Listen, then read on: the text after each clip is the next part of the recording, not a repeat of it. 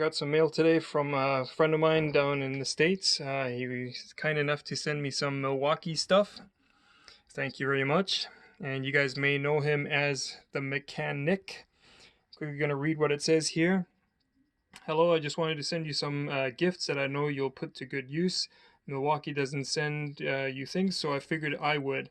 It's nothing fancy, but it's a thought that counts, lol. I picked out the torque screwdriver since you work mainly on Eurocars. Enjoy.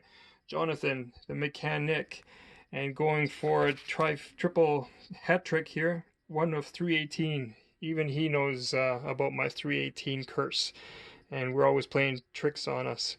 On each other. Watch one of his latest videos and you'll see 318 pop up in it. Thanks for watching. And the other package I got in the mail, there's 7, 2, 4, 6, 7 bottle openers and a KC Tools sticker. I got this from Adam down in the States. Thank you very much, buddy. All great looking bottle openers, slightly different shapes and sizes. One for each room in the house, because I'm always looking for bottle openers. Perfect. Thanks again, Adam. Take care.